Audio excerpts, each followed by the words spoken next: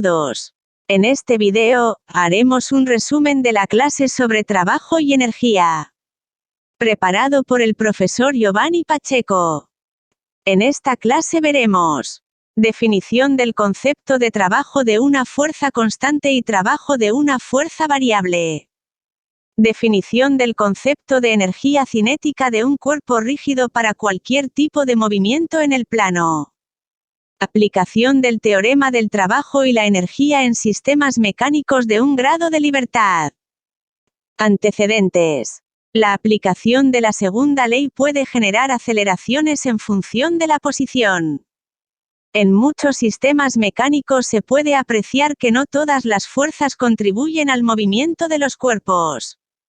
Cuando tenemos sistemas multicuerpo, aplicar la segunda ley requiere generalmente descomponer el sistema, lo cual hace el proceso bastante tedioso. Veamos la definición de trabajo.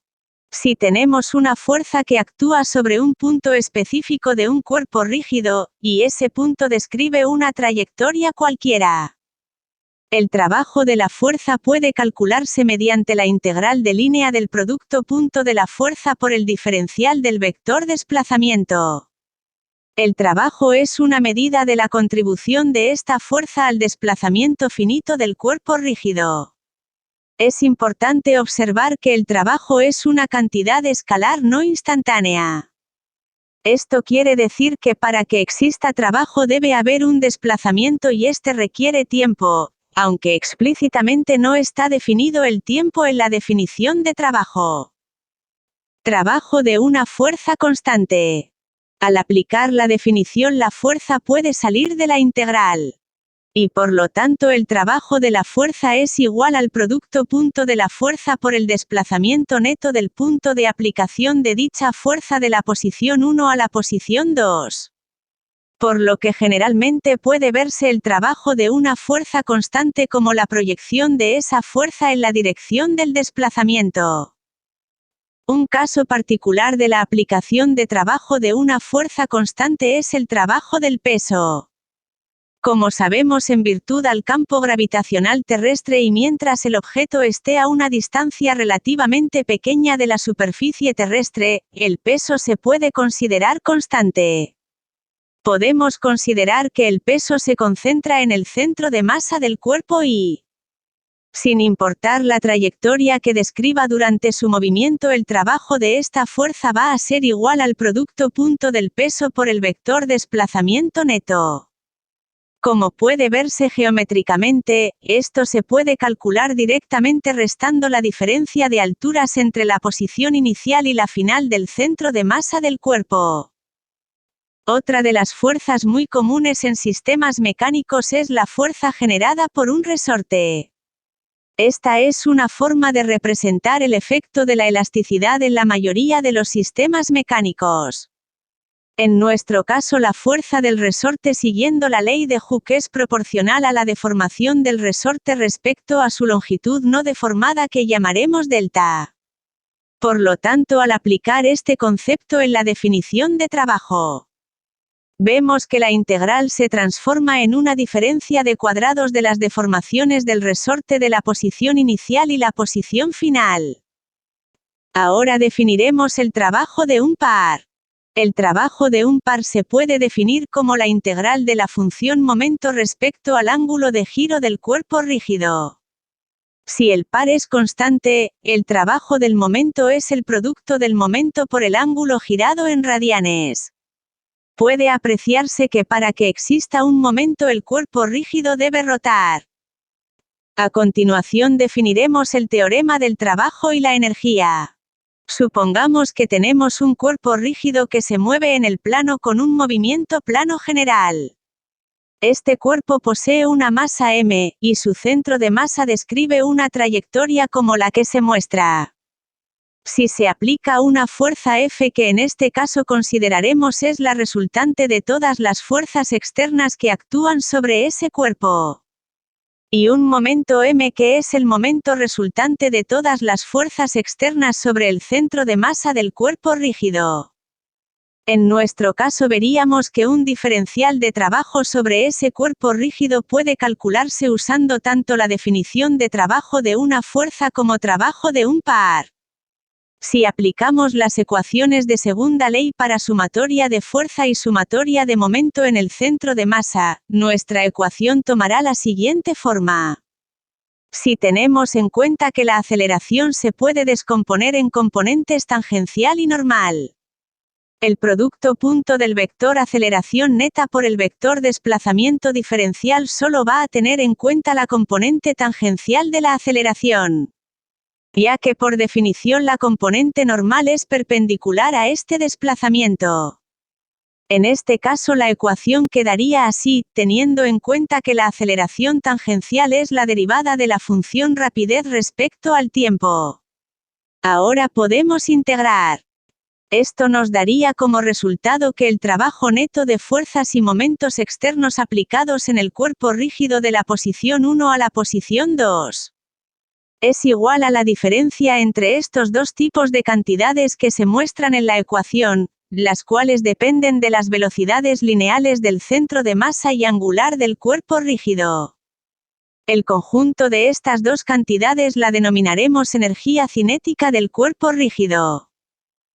Como se vio en la diapositiva anterior, la energía cinética es una propiedad del cuerpo rígido que depende de la distribución de su masa y su velocidad lineal y angular. Hay un primer término que es igual a 1/2 de la masa por la velocidad del centro de masa al cuadrado. Este término lo denominaremos componente traslacional de la energía cinética. El segundo término es equivalente a 1/2 de la inercia por la velocidad angular del cuerpo al cuadrado. A este componente lo denominaremos componente rotacional de la energía cinética. No sobra decir que los conceptos de trabajo y energía fueron introducidos alrededor del año 1829 por Gustave Gaspard Coriolis. El teorema del trabajo y la energía también es denominado teorema de fuerzas vivas. Este establece que el trabajo neto de las fuerzas activas, es decir, aquellas que realizan trabajo, es igual al cambio de energía cinética del mismo. Esta ecuación es aplicable tanto a partículas como sistema de partículas, cuerpos rígidos y deformables. La aplicación a sistemas más complejos requiere conocer las expresiones que representan la energía cinética del cuerpo o sistema de cuerpos en función de las variables cinemáticas. El concepto de trabajo no involucra directamente la variable tiempo, pero en muchas aplicaciones prácticas el tiempo en que se tarda en realizar un trabajo es importante. Por eso se define el concepto de potencia, que es la velocidad con la que se hace un trabajo. La potencia es la derivada del trabajo respecto al tiempo. Pero como el trabajo se define como el producto punto de fuerza por el vector desplazamiento diferencial, y aplicando la definición de velocidad, vemos que la potencia puede definirse como el producto punto de fuerza por velocidad. Recordemos que un cuerpo rígido, esta velocidad debe ser la velocidad del punto donde se aplica la fuerza. En el caso de la potencia de un par, esta será igual al producto del momento por la velocidad angular del cuerpo rígido. Tanto la potencia como el trabajo son cantidades escalares, sin embargo la potencia, a diferencia del trabajo, es una cantidad instantánea. Para medir la potencia, generalmente se emplean los vatios en el sistema internacional, y en el sistema estadounidense las libras por pie sobre segundo o los caballos de potencia. Los factores de conversión se pueden encontrar en el texto guía. Todos los sistemas reales pierden algo de potencia por efecto de la fricción. La eficiencia mide la relación entre la potencia de salida y la potencia de entrada que hay que suministrar a un sistema. En un sistema ideal la eficiencia sería 1, los sistemas reales tienen eficiencias menores a la unidad. Ahora veremos que entre las fuerzas que producen trabajo tenemos dos grandes grupos. Las que denominaremos fuerzas conservativas, son aquellas que cumplen con la siguiente propiedad. El trabajo neto de dichas fuerzas en una trayectoria cerrada es cero. Esto implica que el trabajo de este tipo de fuerzas es independiente de la trayectoria. Como ejemplo de fuerzas conservativas tenemos el peso y las fuerzas elásticas. En el caso del niño que salta se encuentran presentes ambas fuerzas. El otro grupo de fuerzas son las no conservativas, también se denominan fuerzas disipativas. Estas fuerzas no cumplen la propiedad anterior. El principal ejemplo de este tipo de fuerzas es la fricción. Teniendo en cuenta lo anterior, podemos reescribir el teorema del trabajo y la energía teniendo en cuenta la división entre fuerzas conservativas y no conservativas. En aquellos sistemas donde se presenten efecto de la gravedad y efecto de fuerzas elásticas se puede calcular el trabajo de dichas fuerzas a partir de diferencia de energías potenciales. En el caso de fuerzas gravitacionales el término lo denominaremos energía potencial gravitacional.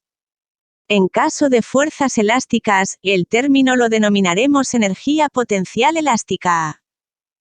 Incluyendo esas definiciones en el teorema del trabajo y la energía podemos expandir el término de trabajo de manera que incluya las fuerzas no conservativas, que serían el término U' de 1 a 2, y las diferencias entre energías potenciales gravitacional y elástica.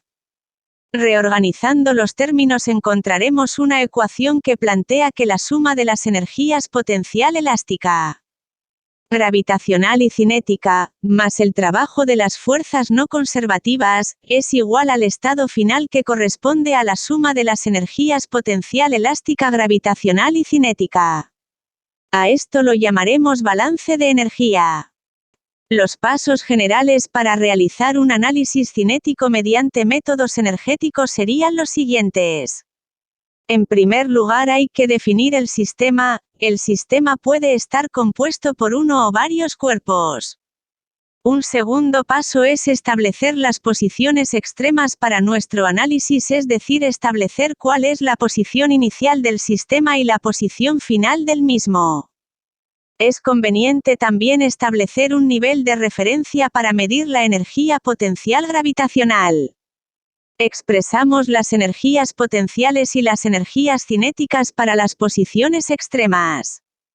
En muchos casos va a ser necesario escribir relaciones cinemáticas que permitan expresar la energía cinética del sistema usando una sola variable. Lo anterior solo es posible en sistemas con un solo grado de libertad.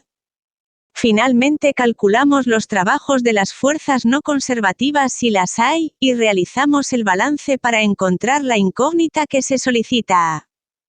Como los métodos energéticos generan ecuaciones escalares, solo es posible resolver una incógnita para cada sistema que se defina. Por esto podría pensarse que se trata de un método muy limitado. Pero la definición de trabajo permite eliminar una gran cantidad de fuerzas que no tienen efecto real en el estado de movimiento del cuerpo. Esto permite realizar análisis de sistemas relativamente complejos sin necesidad de desarticular el sistema. En los ejercicios que realizaremos en clase veremos cómo aplicar tanto el teorema del trabajo y la energía como el balance de energía para analizar sistemas de cuerpos rígidos. Gracias por vernos, sigan conectados a este canal para más videos.